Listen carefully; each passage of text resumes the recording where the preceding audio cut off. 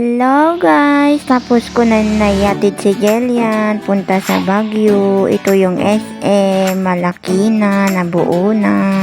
Makita niya na SM na yan, super ganda.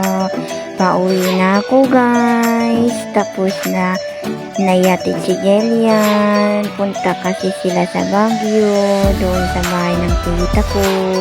Magpapasyal daw si Jelian. Ako uwi na sa bahay. Dahan-dahan lang yung tricycle kasi ang daming sasakyan, naglalakad, tas traffic.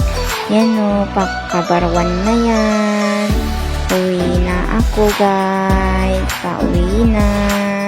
Si Jelian, excited na punta sa Baguio. Punta daw sa SM sa Baguio guys. Kasi yung SM namin dito sa La Union, hindi pa tapos. Pero nabuo niya. Yan o, kabarwan na dito guys. Pauwi na ako sa bahay. Dahan-dahan lang yung tricycle na sinakyan ko. Yan o. Pauwi na ako guys. Uwi na ako. Nag-stop kasi may sasakyan.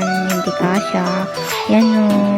Pauwi na ako guys. Uwi na, malapit na ako sa bahay. Guys, yan o. Yan ibibidyo ko. Super ganda dito sa Cabarwan, La Union guys. Malapit na ako sa bahay guys.